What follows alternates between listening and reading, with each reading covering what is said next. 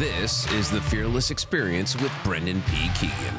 Conversations with leaders who provide valuable, candid insights from their journeys and share their secrets to what made them successful and fearless.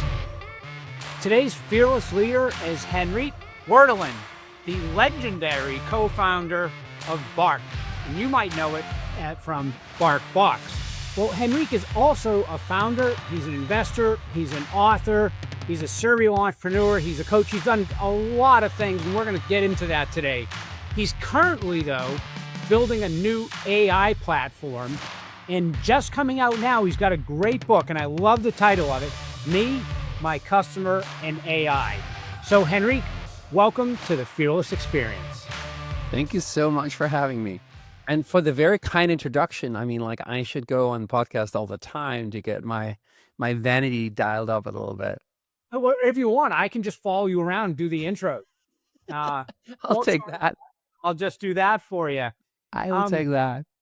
I'll tell you where I'd like to start. I think you've had a really interesting, compelling entrepreneurial journey that a lot of people can learn from, would like to know how you got to where you are. You're in Copenhagen, but how you got to be as successful. So let me just start.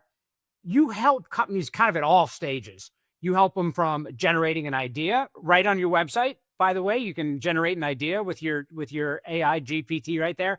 All the way through acquisition when someone's built a successful business.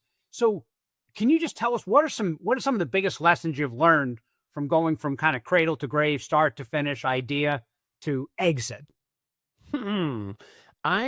I guess one of the things that you learn when you start to know a lot about a specific domain is how little you know about it. And so I think maybe the thing that I get most blown away is that we talk about entrepreneurship like there's one way to do it. And the reality is that there are so many different, but we don't even have, I mean, we talked about Denmark. Apparently people from Greenland, they have something like 35 different names for snow, right? Just because obviously like they're so used to that. And so they have a very large vocabulary around it.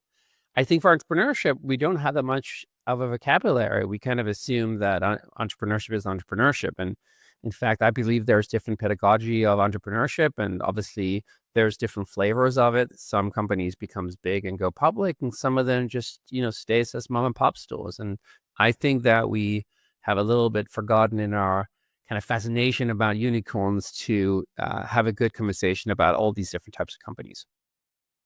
So when you go about working with a company from an idea, like how do you know what problem to solve? Because ultimately, a new company is trying to solve a problem that's maybe already solved, but they're doing it more efficiently or differently or better, or they've identified a problem before people know it's a problem. So how do you go about identifying, what the entrepreneur, what the company is going to be focused on? Well, I think you point to something that's super important. And most people, they think that starting companies is about coming up with an idea. I think where I start is who is somebody you'd like to serve. And then I think the second part, as you identify, is like, what is a problem? I think if you only have an idea and it doesn't work, and often, as we know, ideas don't really pan out, you're kind of like done. But if you're trying to solve a meaningful problem, then an idea is just kind of an attempt. It's just something that you could pivot around. And so my pedagogy of entrepreneurship is very anchored in who can you be bothered talking to for the next 10 years? Where do you have something that compel you to be of service? And then second, how do you find a problem? And the simplest way I do it, I even have it on my Post-it notes. I use the sentence, it sucks that. And I basically think if you cannot articulate your problem as it sucks that statement, then you probably don't have something that's meaningful enough for you to solve. No, I mean, I have not seen someone with a notepad like that. So that is first. I'm obsessed about this thing now. I think when you talk to people, like I sit a lot of time in an airplane because I kind of work in New York, but I live in Copenhagen, and you ask people, like, do you have a good business idea? And everybody will climb out immediately. But if you ask them, hey, tell me about what you do, and then what's the big problem you guys are trying to solve? Like, then people will like literally talk to you for hours, right? I remember, for example, one of the first time that I really kind of like this struck me, I was flying Copenhagen to to New York, and I was sitting next to somebody from the shipping company Maersk. And I asked the question. He said, we're shipping $1 billion worth of empty containers from the US back to China every year. I was like, that's an interesting problem, right? And meanwhile, I had literally, as an investor, been pitched like 5 ideas of another kind of food sharing, picture sharing app that the world didn't need. And so this thing about really angering on what is the problem that you would like to solve is something that I think is super important. Now, it's something you said, at the last company that I led, we had some really tremendous growth. It was a 56-year-old company, 500 million. So a good sized company. And 4.5 years later, we sold it at 2.7 billion. And I get asked, what was the transformational moment? And I talk about when we realized what the company really was. And I was fortunate. I had been their biggest customer. I had been a board member. So I knew the company, and they viewed themselves as leasing cars. If you would ask people, what do you do? They'd say, lease cars. And I used to go, no, we don't. We move things. We help people move things. It could be people. It could be buses. It could be boxes and tractor trailers or vans. But if we look at ourselves as a car leasing company, we're always going to be limited to cars and leasing. And we literally just changed our vision statement and really focused on we help people move things, people, services freely. And it completely unlocked new markets for us and new products. But it was interesting because I'm like, we lease cars. Like, what problem does that solve? It's not solving a problem. It's actually describing what you do. I think that is like such an important point. And I think it is sort of obvious and nobody does it. Like, everybody defines themselves of what they do, not what problem they're solving or who they would like to be. And we had the same thing with Bark. I mean, like, everybody, we're talking about what is your next product. And because we were known for sending stuff in a box to dogs, and everybody goes like, when are you launching cat box? And my co-founders and I was looking at each other like, we'll never ever launch a cat box. And go like, why wouldn't you? Because like, we don't see ourselves as somebody who ships stuff in boxes. We see ourselves as somebody who makes dogs and the people who love them happy. And that's what we do. And so our next big product was an airline for dogs, because that was the next big problem that we wanted to solve.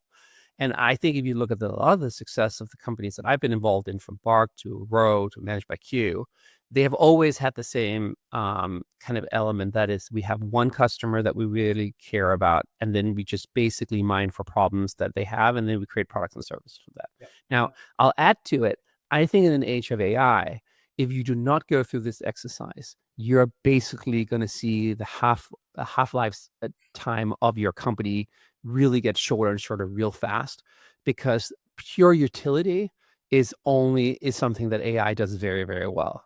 And so if you don't have the answer to that question, basically, who are you as a company, and not just answered by what you do, then I think you're going to have a real problem in the age of AI. Well, I was gonna follow down your entrepreneurial journey, but I got to jump into AI based on what you just said. So, I started in engineering and technology, so I've been into AI for a while. Probably when it was called more machine learning. And as somebody who's just intellectually curious, I just would love prompting questions, and really becoming better at prompting. If I could look at my prompting from 5 or 6 years ago, and now it's like it's changed so much. But I look at it as you can almost surround yourself with really smart leadership team members. But like, let's say you state your problem, like, I'm trying to solve this problem. Through AI, you can have it find auxiliary problems. What are other problems for that same customer set?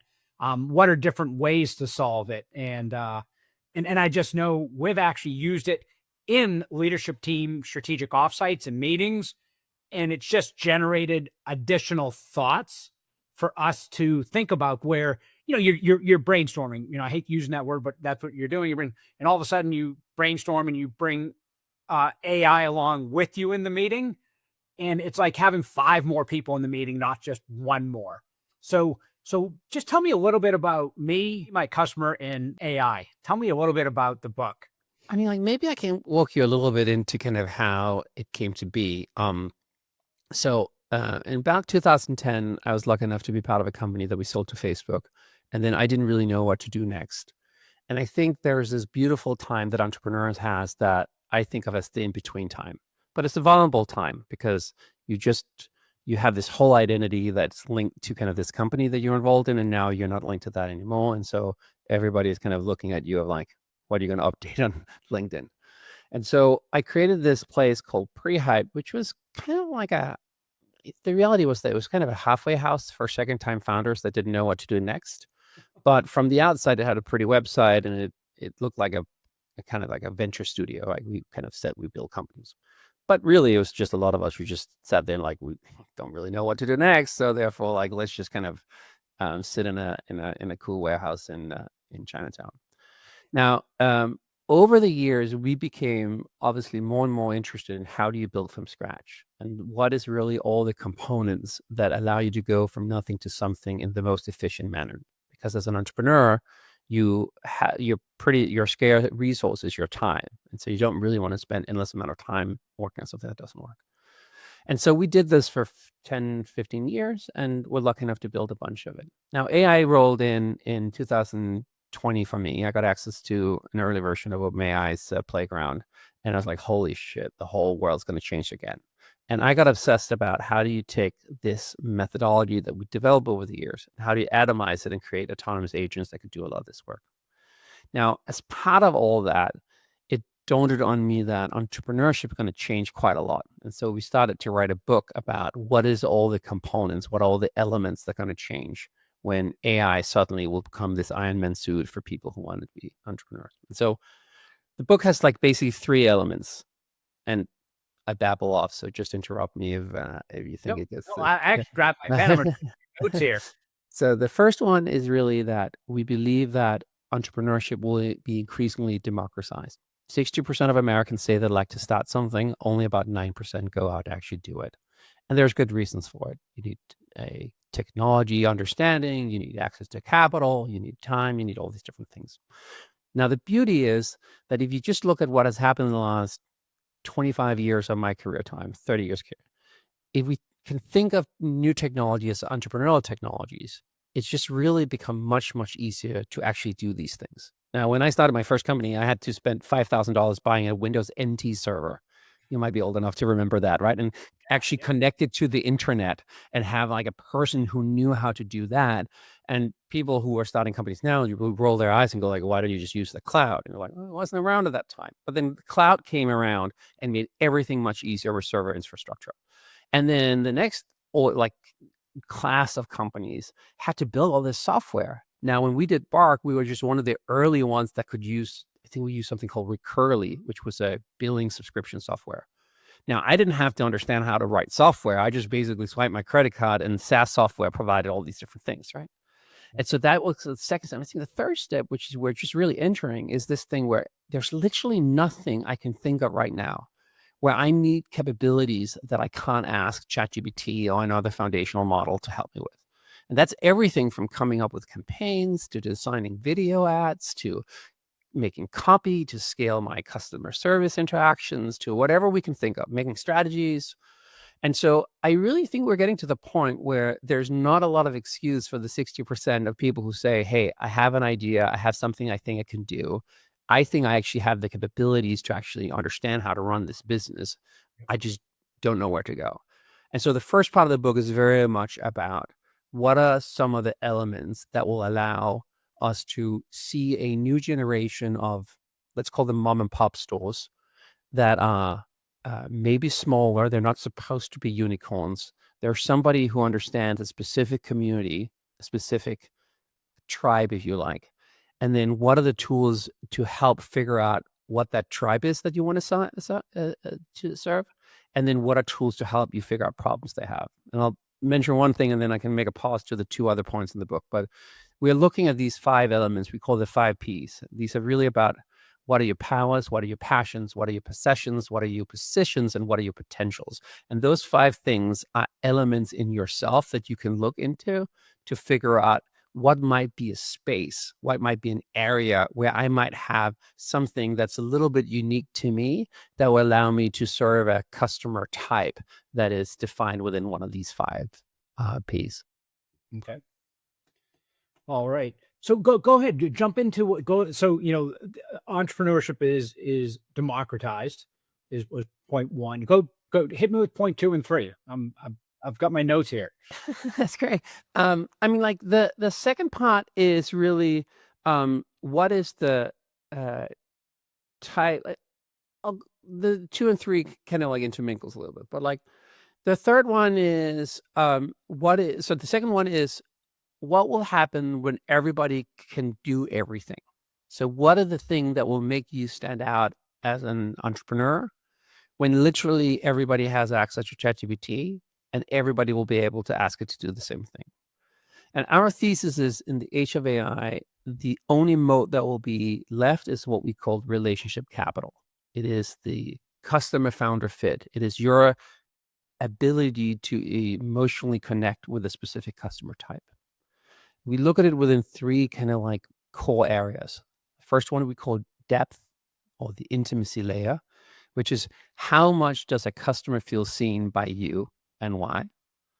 The second thing is density, which is how much does a customer feel that you're part of the community that you have chosen to serve, or you maybe even become the platform for the community. And the third one is durability, or the resiliency layer, which is how much do you have the permission to offer another product or service than the initial one that people came and bought from you. And so within all those 3 components are this distinct kind of feeling thesis that we will need to go back as humans to figure out what makes us uniquely make us unique as a human to serve other unique human people. And so that's kind of the second layer of the book. I like that. Well, let me kind of ping pong back to your entrepreneurial journey. You spent some time at MTV, which I remember when I saw that, I'm like, oh, that's pretty cool. So, like, tell me, was that foundational to building some of your creativity, or tell me a little bit about that experience? Yeah. I mean, like, now, by these days, I feel so happy that somebody remember what MTV was. That when I'm old enough to remember when it first came out, it was a big. It's a big deal. So I rolled into MTV in the late 90s when it was just becoming kind of like that thing, right? And so, and I think it's a good kind of like thing just to spend a few minutes on, because it was super important for how I see entrepreneurship. Now, first, I was an intern at MTV, but I knew a lot about the internet. And so this is like late 90s. This is just when it used to be like Fido and Veronica and Gopher. This is like just like Mosaic, the first browser ever, had come out like a few years before. And so it's just very early days. And my boss at the time basically said, hey, I hear you know about this internet. You should make a TV show about it. And I was an intern. I was like, sure. And so I came up with this idea and I pitched it, and everybody thought it was a complete stupid idea. And so they were like, this is never going to happen. And I was young and slightly more rebellious than I am now. So I was like, that is a good idea. And I do have a key count that gives me access to the studios. And so at 2 a.m, I took it upon myself to break into the studio and do an hour live TV show on the main MTV network. And luckily at the time, you didn't get sued. If enough people called in the next day and said, when can we see this show, that was really cool, then you got promoted. So I was basically like early 20s guy, didn't know much about anything. And the boss, the president of MTV, just called me and said, hey, dude, don't ever pull a stunt like that again, but I'm on the show on air. And so I became head of product development for MTV Viacom when I was 22. So now I'm 23. And got to spend a lot of years, 7-8 years, just really building up their computer games divisions and a lot of different things. And the reason why all that was important is for 2 reasons. One is MTV at the time was a bunch of weirdos. They were very young and they were just super empowered. And they had this little cube on the microphone. And because it had the MTV logo, they felt they could walk on water. And so everybody was just really allowed to do anything. And there was no rules, and everybody was making stuff up all along. And so it was like a crazy wild place, but mostly it was a place where people came in based on basically their agitation and their creativity and their ability to move stuff forward. not their CV. Sure. Yep. And it was incredible. The second thing I think they did very smart was they defined themselves as somebody who basically wanted to be the community layer of people who had music at heart. And so, yes, we had music TV channels, but we also had all these other TV shows that was really about being rock and roll, right? Like the Jackass of the shows. And so I really, when we did Bark, for example, I was like, I don't want to make like a brand that is just about the utility of having a dog. Like MTV was not about the utility of playing music. It's about the lifestyle of being obsessed about your dog. And so a lot of the stuff that we've done at Bark ever since is basically taking the MTV playbook for music and applying it onto dog. And I think what I've done for the teams that I've led is really try to replicate that very free, this very energetic place, the space where people will come in and do their best work and then hopefully have a great time while they were doing it. No, I mean, just, it's interesting. You just brought me back to the late 90s and creativity. And I know at the time I had moved from Dallas out to Silicon Valley and started a company that was working with Cisco, and we were implementing the first voice over IP. And I remember going on sales calls and telling clients, you're going to be able to make phone calls over the internet. And you're like, nah, you can't do that. Because at the time we were all, using phones, calling internationally, and, you pay whatever, 50 cents a minute, 75 cents a minute. And it's just interesting to think of then. And I remember the building across from me, they hung a banner one day, and the banner was TiVo. And it was, and I remember walking over, and I got a demo TiVo box, which by the way, I loved for many years. I was probably one of their first and last customers. But it was a very interesting time, the late 90s, in terms of technology disruption based on what the internet was able to do in streaming and everything. So take me to BarkBox, because earlier you said one thing, and I circled it in my notes here, where you said focus on one customer. So, you focused on dogs. You didn't focus on cats. And I'm going to assume that that's because people love dogs more than cats. By the way, I have both. So maybe a bad assumption, but like, talk to me about how did you learn that lesson to focus on like one customer audience or set or persona, and to keep focused on that? Like, where did that come from? I think in hindsight, we have all these interesting observations of why we did what we did at the time. But I think the reality was that Matt Carley and I just really liked hanging out together, and we really loved our dogs, and we wanted to make something that was fun. I mean, like at the time, we didn't really think that Bark would be that big of a business. We're like, we're just going to have a really good time building some cool stuff together. And so there was a innocence in the business that I think kind of almost made it successful. And the people that we hired, like at the time, nobody wanted to get hired by somebody who did like a stuff in a box dog business. Like this was not where the cool kids went to San Francisco and probably worked with you. Yeah. We got all the, so I think in many ways we saw it as kind of like this, movie Revenge of the Nerds, right? We were just like a bunch of crazy dog folks kind of hanging out together. And I think in many ways we were not serving a persona as much as we were just serving ourselves. We just wanted to make stuff that we really enjoyed doing.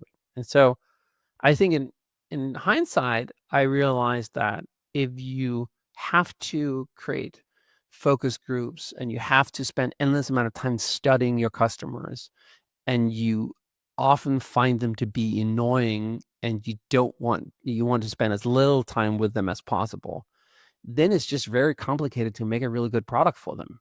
But if you love taking that call on a Sunday because people are going to start by sending a picture of their dog having a great time, then it's not too complicated to empathize with them. And empathy is obviously an incredible tool to do product development. And so in many ways, I mean, maybe it's just because I'm lazy and I hate focus groups, but like it's just like for me, like it's such a logic thing of like you built something for yourself, and then if there's a few of you, then there's probably 10,000 other. And the beauty of building stuff in the US is it's such a big homogeneous market where you have so many people that you can probably find like a 10,000 and by now with Bark, you can find millions, and it turned out wild, but it wasn't necessarily because there was a big strategy behind it when we started. So let me ask you a leadership question. As you have developed over the last, 20, 25 years, you've probably seen the world change. You've seen, capital markets open, the internet make the world smaller, AI make people smarter. Is there any leadership belief you maybe had when you were at MTV, at 22, that now you're like, that's changed. I've matured my leadership style or some of my leadership beliefs. What would you say to that person that's 20 now and the person that's 50 now, and how you've grown? Is there anything in particular that you've seen change in how you've looked at the role of leadership? It's such a fascinating question. I think maybe on the contrary, that I've kind of like, I think I went through my 20s being wild because I didn't know that there were rules, and MTV was not a place that reminded you that there were. And then I got into the real world for many years where everybody taught you about best practices and this is not how we do it. And, like everything was about trying to have this rapid regression to the mean. Like, what does Harvard Business Review tell you should do? And I think as I'm getting older, I'm unlearning that stuff in the middle. That yes, you can exploit, but explore is where the growth is. And I think in the age of AI and in a time with volatility, if you don't have an exploratory mindset, then you're going to have a really tough time. I think that, yes, you can make money just grinding it through, but it's so much work and it's so hard. And so if you don't find something that's a bit playful, it just requires too much energy. And so I'm almost like, I think, not that I had something I believed and then kind of like experienced me, taught me different. I think what I've learned was like the original way of thinking was the right one along the way. And I got basically polluted by the structures that we go through that no, I should do it in a different way. And I think as I'm getting older, I'm like, screw that. We should do this because it's fun. I'll give you a mental model for it. And I'm not sure if this is like way too philosophical for your audience, but I'll try and then she can cut out. Sure. I read a book a few years back by this guy called Kenneth Stanley. It's called Why Greatness Can't Be Planned. And it's a book about AI. It's about how we get to AGI.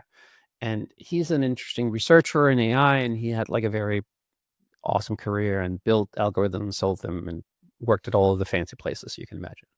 This book is kind of like a niche nerdy book. And his thesis is that the way that we get to AGI is not to try to figure out what it is and then amass the resources to get that.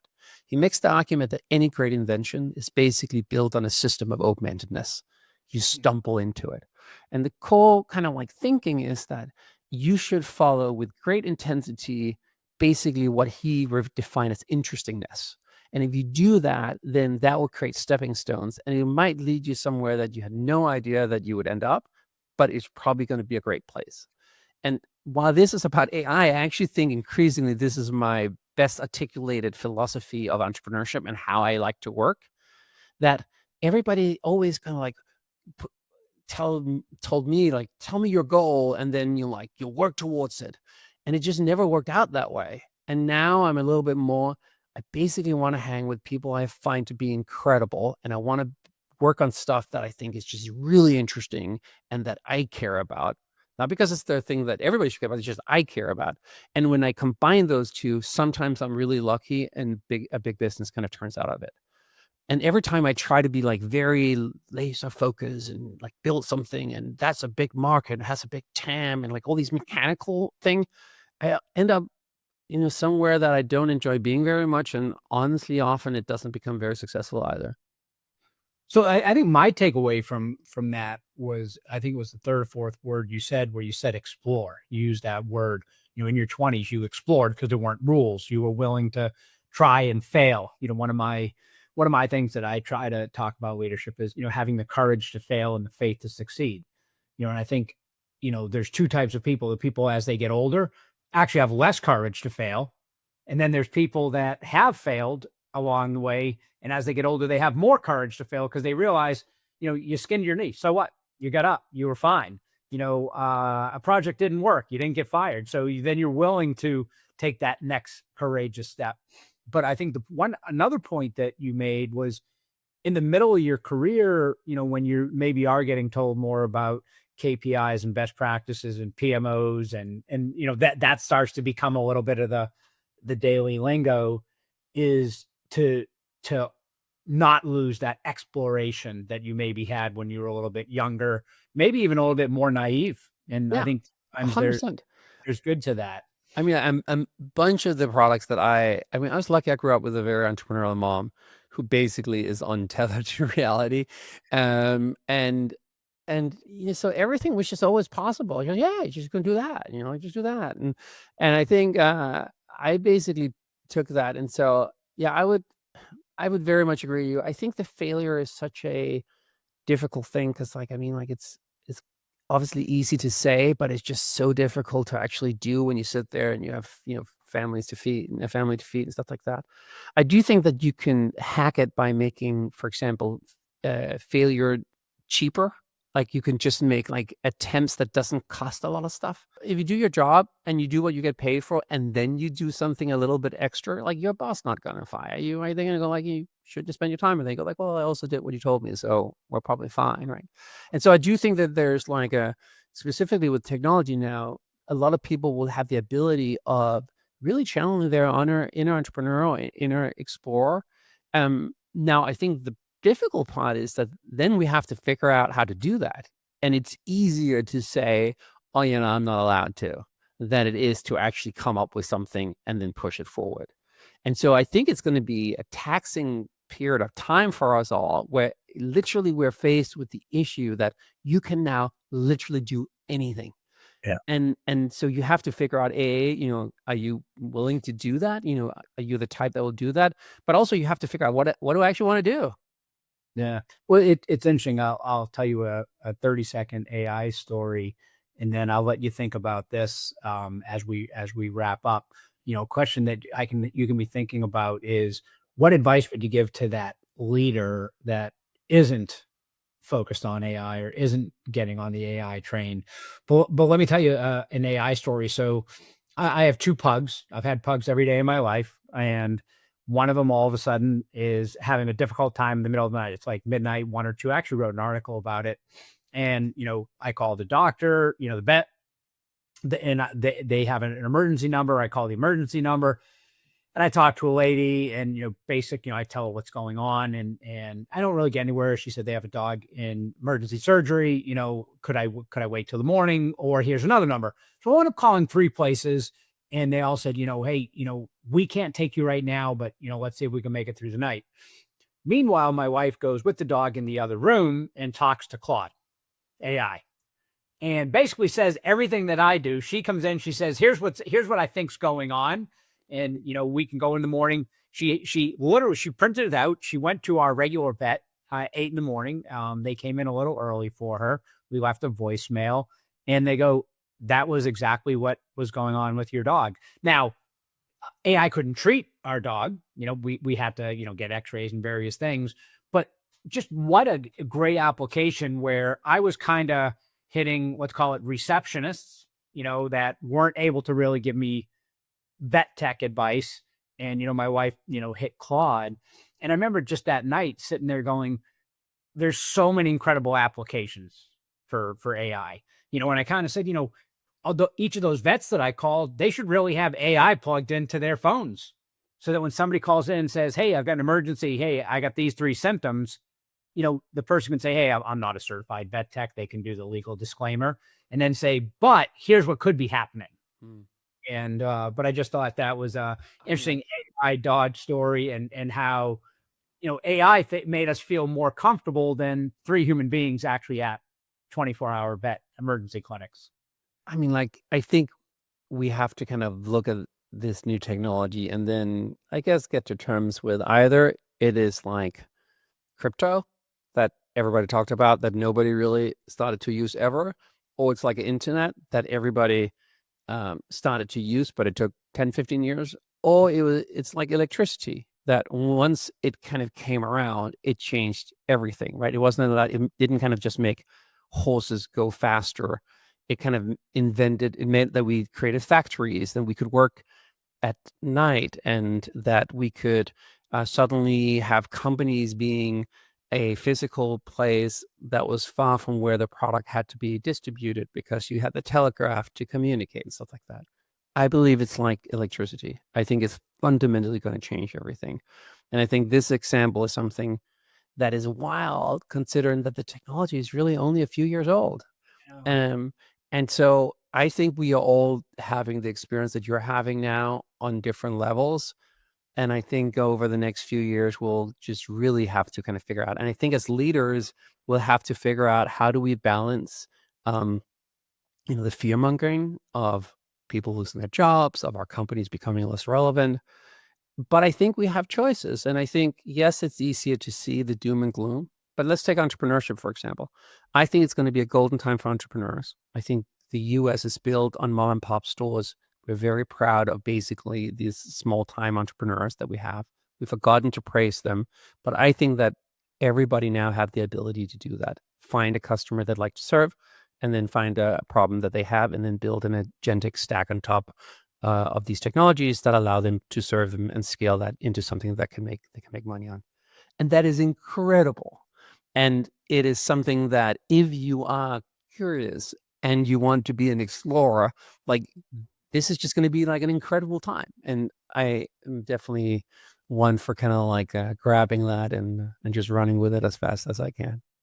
No, I love that. And, Henrik, for our audience, if they want to follow you, get to know more about you, if they want to get your book, can you tell us how they can follow you, stay in touch with you and such? Appreciate it. I mean, like, the book is available on Amazon and all kind of like available bookstores. Called Me, My Customer, and I, and it's an easy read.